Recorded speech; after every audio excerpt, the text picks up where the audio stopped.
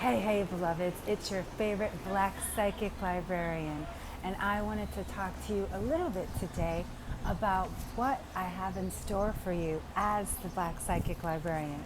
But first of all, I wanted to ask you, have you ever heard of Bibliomancy? I want to share with you what it means and how it's going to help you right now. Reading from here, it says that bibliomancy is a method of divination that is still popular today. Originally, bibliomancy was used to discover if a person was innocent or guilty of a crime. The suspect was weighed against the Great Bible in the local church. If the suspect weighed less, he or she was declared innocent. Later, bibliomancy came to mean any divinatory use of the Bible, from resting it on a child's head to calm him or her down, to picking a verse at random to offer comfort and support. Finally, the term was used for divination from books in general and not just the Bible. Today, we understand it as a method of divination that involves any book, usually a collection of prose or poetry, or wise thoughts, closing one's eyes, thinking about a particular problem or question, opening the book at random, and interpreting the first words or sentences read in a prophetic or advisory way. Why am I sharing this with you, beloveds? Because we all have this intuitive gift of bibliomancy, and we know it.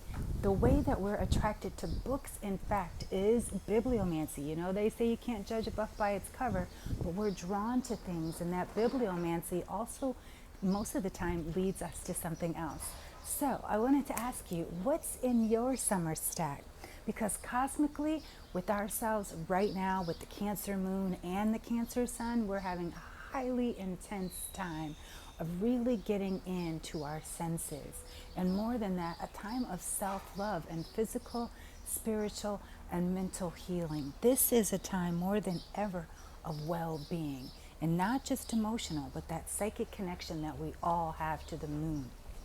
And so, again, because Cancer rules the home, it rules, and the body is the home, we also must remember the home is where we pick up energy and we drop energy off and we interact with other energies. And so I want to invite you to also check out our Feng Shui month. I am a true Cancer, and home is where the heart is. And so I've been studying Feng Shui for years, and now I'm finally sharing little tips and insights. I'm not a professional by any means, but I am an avid advocate of Feng Shui, as well as using its principles to bring harmony and peace and flow into the home.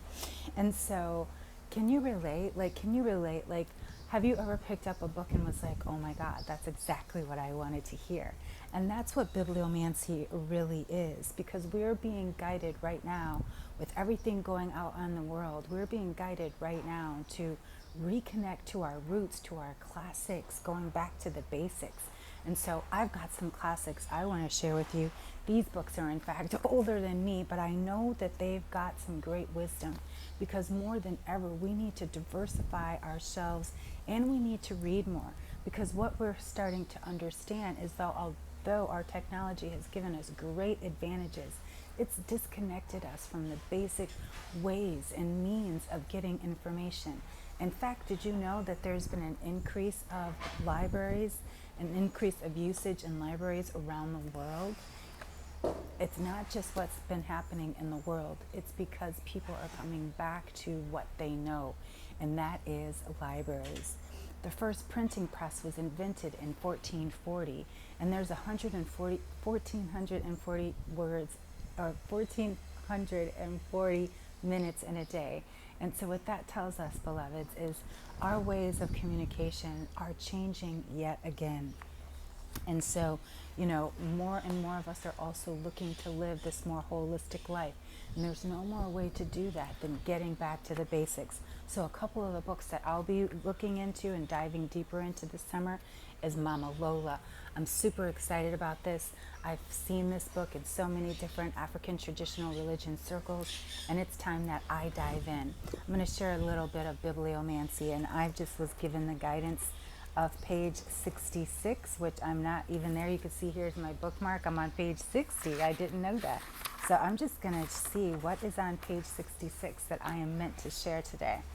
So it says, I'm just going to scan the page and see where my eye takes me to see what it is that I am here.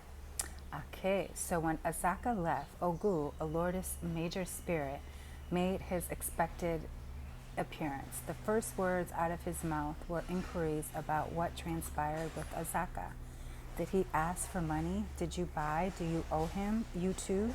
Receiving affirmations, response all around. Ogu, the loyal warrior, known for his integrity, sighed with disgust and shook his head.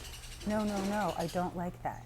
He then co-signed Asaka to his place with an uncharacteristically colorful epithet, Kakabanda. And so I don't know what that means, but I definitely sense that it's taking me deeper into wisdom and insights that I've been asking to know. Of course, getting to know more of my African traditional spiritual practice. And so I'm really sensing that it's leading me to this book, Zulu Shaman. And so I'm going to open this one up to page 77. Look at that, page 77. And it's the first page of a new chapter, Tales of the Trickster. And you can tell I have not even opened this book other than to smell it and to take a peek. But this is page 77, Tales of the Trickster. And with this amazing picture, I know there's something in here. And so it's no surprise that the first word that my eyes are really hitting on is Anansi the spider. So Tales of the Trickster. So now I know there's something in this chapter I need to read. That bibliomancy is always accurate. And then last but not least, this is something, again, I haven't started. You see I've got my tarot card in there holding the space. This book is something also I've been wanting to dive into. And I'm hearing right here, page 99. And look at that, I almost flipped it open. And it's the last page of a chapter. Wow, you see there are no accidents. And here is the last chapter. Wow, learning to pay attention to small things happening all around us, listening to our bodies, learning the language of nature, etc., can all help us understand our milieu and keep it safe. This is learning to understand the deepest meaning of Zinga, living, being strong, healthy, and happy. In other words, we must learn to keep one's self-healing power in more or less perfect Keninga, balance between Kala and Yizimba, the on and off, the two greatest harmony and energy keepers for life and for the whole universe's creative dingo of change. Wow, beloveds, there is no way I could have known that that was on that page when I just was picking random pages. And that's what bibliomancy is.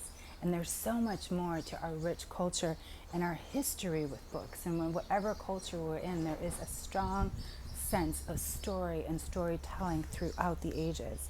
And so the last things I want to leave you with is, as a Black woman, I know, because we just celebrated Juneteenth, it was the lack of knowing how to read and write that kept our ancestors enslaved for that time period until the day of Juneteenth.